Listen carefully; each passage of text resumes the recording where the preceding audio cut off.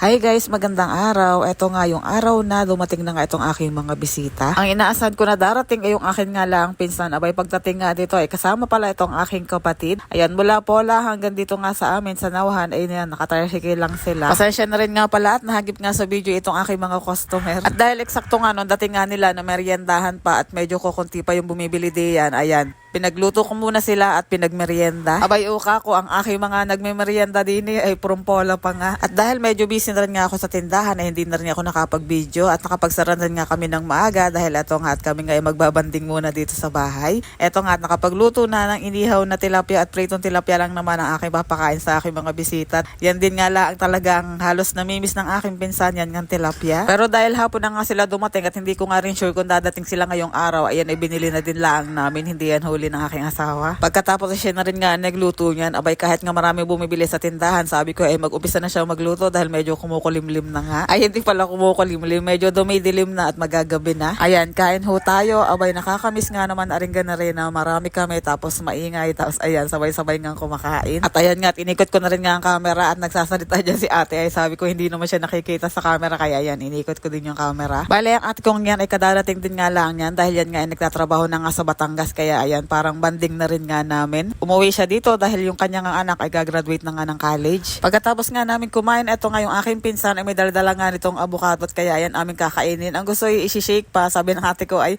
hindi na kailangan i-shake at eto nga at kakainin na lang na may asukal. Abay pwede nga rin hindi nalagyan ng asukal dahil medyo matamis na nga yung avocado. Fast forward, eto nga po ay kinaumagahan at eto nga pala yung aking nilutong ulam. Ayan, mabilisang luto lang din na ng ulam yan. Pagkakain na nagsagayak na kami dahil kami nga ay aalis at pupunta nga kami kay inay. Ayan, bibisita muna kami dahil nga sa 25 ay magbe-birthday siya. Kaya nga lang, ngayon din nga lang silang may time na pumunta dito. Kaya sabi ko ay ngayon na kami bibisita. Yung aking mga kapatid at pinsan ay doon sila sakay sa tricycle. Tapos kami naman ay etong at nakasingle. Ayan, baka makita nyo na naman na wala kaming helmet. Pagpasensya nyo na hindi pa dumarating yung aking order at ako nga naman ay may order na ho na helmet. At maraming salamat po doon sa mga nag-comment, doon sa mga nakaraming video ko. Alam ko naman po na concerned din lang kayo sa amin. At etong at nadaanan nga namin itong magandang tulay na ito. Abay, hindi ko pa rin nga alam kung ano bang tawag dito sa lugar na ito. Ayan, yun nga lang ay medyo may ginagawa nga. Ang tagal-tagal ng plano, sabi ko kay kami nga magpapapicture dito, abay hindi pa rin nga nakakapag-picture sa tulay na yan. At ayun nga, ilang saglit pa nga ay nakarating na rin nga kami dito sa kay inay. Ayan, binisita rin nga naman at syempre nag-ano lang naman kami dyan. Nagtirik lang kami ng kandila, nagdasal at syempre binati na rin nga namin siya ng happy birthday. At dahil ito nga ay biglaan, ayan, wala man lamang kaming nadala kahit nga yung cake. Meron sana akong gagawin na cake, yun nga lang ay nga biglaan na hindi ko na rin nga nagawa. At baka mapansin nyo na naman, no, sabihin nyo na naman na bakit wala pa ring lapid na hanggang sa ngayon ay wag po kayo mag-alala dahil by December or January ay papagawa na po namin yan pagdating ng aking kuya dito at uuwi nga siya. Sabi niya siya na nga daw yung magiging toka para sa pagpagawa nito. Abay mahirap naman kako kung sa akin din nga ang lahat siya. Medyo pinagbigyan kami yan kasi sa tuwing pupunta kami dito ay pagkakalakas-lakas ng hangin tapos laging namamatay nga yung kandila.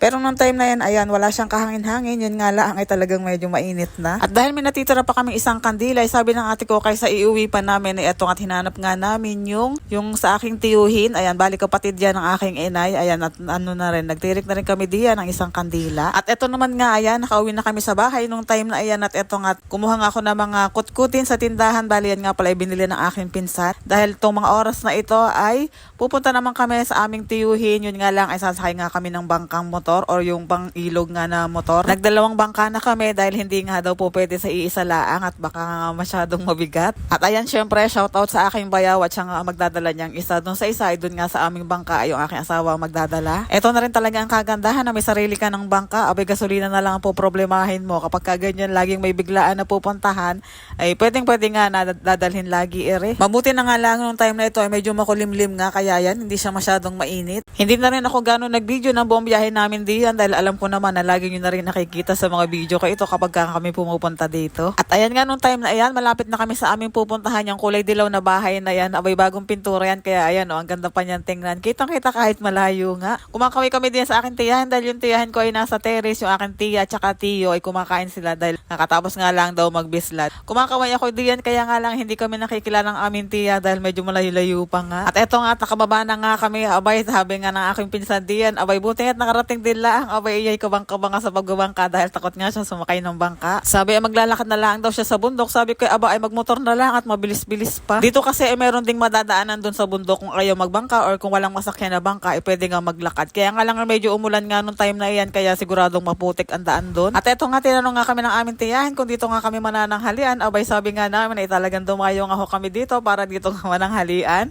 At ayan nga, pritong tilapia ang aming inulam dito. Abay pagkakasarap nga naman. Iba talaga kapag kayong bagong huli na tilapia. At eto nung time na ito, ayan, pauwi na kami. Hindi na rin nga kami nagtagal. Konting kwentuhan din nga laang. At sabi nga ng aking pinsan, abay hindi nga daw niya alam kung kailan nga ulit makakabalik. Balik kasi siya ay taga Davao, yung kanyang napangasawa ay taga doon, kaya doon na rin siya nakatera.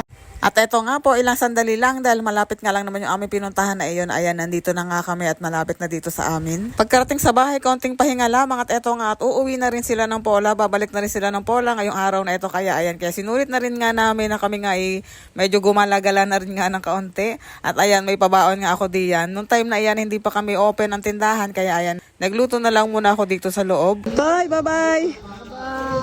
Bye-bye, boy. Salamat sa kaunting banding, pinsan, na ba hindi na nga rin natin alam mo kailan na nga ulit ito mauulit.